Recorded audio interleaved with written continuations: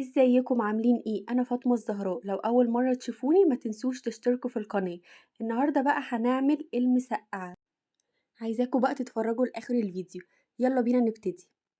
هنحتاج حوالي زي كيلو بتنجان، او تقدروا تستعملوا الكمية اللي انتوا عايزينها، وهنقطعها بالشكل ده. وهنحتاج حوالي 4 فلفلات، وهنحتاج قرن فلفل حامي لو انتوا بتحبوا الحاجة سبايسي، وبصلاية متقطعة صغير، وحوالي كوبايتين من عصير الطماطم. اول حاجة هنعملها، هنجيب طاسة ونحط فيها زيت سخن، وأول حاجة هقليها هو الفلفل الرومي. لو أول مرة تشوفوني ما تنسوش تشتركوا في القناة ولايك وشير للفيديو. خلاص كده الفلفل اتقلى، هنشيله. عايزاكم بقى تجربوا المسقعة بتاعتي وتقولولي رأيكم في الكومنتس. بجد هي من أكتر الأكلات المصرية الجميلة. وبعد كده هننزل بالبتنجان. خلاص كده اتقلى. بصوا هي سهلة جدا ومبتاخدش وقت خالص، وممكن كمان يعني لو حابين تاكلوها لوحدها، حابين تعملوها مثلا جنب المشويات، بتبقى حلوة جدا. بعد كده هنجيب طاسة وهنحط فيها معلقتين زيت، وننزل بالبصلة اللي احنا مقطعينها،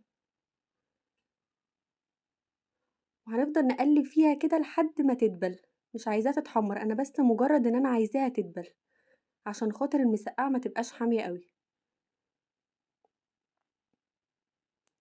وبعد كده هنزل بقرن الفلفل الحامي،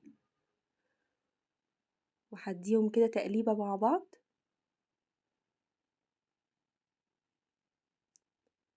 بصوا ريحتها تحفة.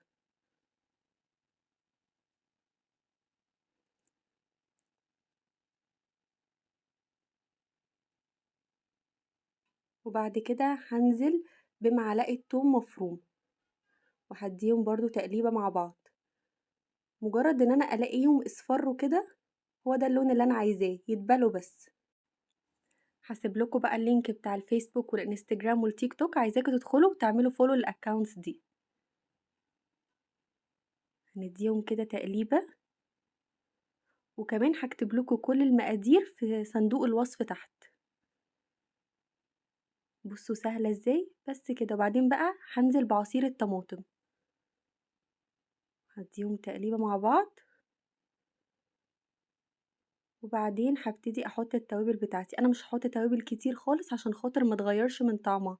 هحط رشة ملح ورشة فلفل اسمر، وكمان هحط رشة كمون.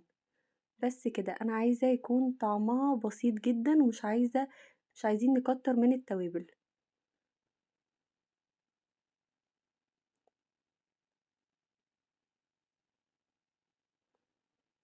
ما تنسوش لايك وشير للفيديو. ولو اول مرة تشوفوني ما تنسوش تشتركوا في القناة. وكمان ممكن نحط رشة بابريكا عشان بس ايه كده الصلصة يبقى لونها محمر شوية. وهنحط معلقة سكر صغيرة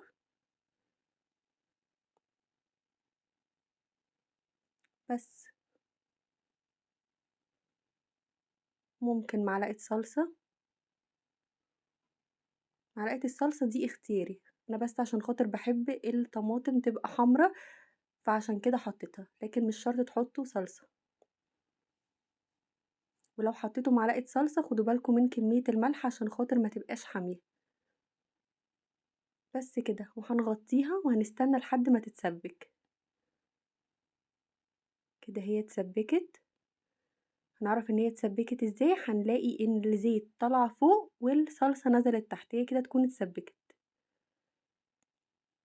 عايزة اقول لكم ريحتها تحفة تحفة تحفة. بجد لازم تجربوها. بس. وبعد كده بقى هنزل بالفلفل اللي انا قليته، وكمان هنزل بالبتنجان. عايزه اقول لكم على حاجه، انا ساعات برضو بعملها بتضيف جدا لطعم المسقعه. ساعات بحط فيها بطاطس محمره، بقلي بطاطس مع الفلفل والبتنجان وبحطها للمسقعه، بتضيف لها جدا. بس انا ايه حبيت النهارده ان انا اعملها بالطريقه الاصليه. بس كده، وهنديها تقليبة وهنديها غلوتين على النار بس، وهنطفي عليها، وتقدروا بقى تاكلوها بالطريقة اللي انتوا حابينها، تاكلوها ساقعة، تاكلوها سخنة، بس هي تتاكل ساقعة يعني. في الآخر كده أقوم حاطة معلقة توم ني. بس كده، طريقتها سهلة جدًا وما بتاخدش وقت خالص ومنجزة، وبالهنا والشفا. باي باي.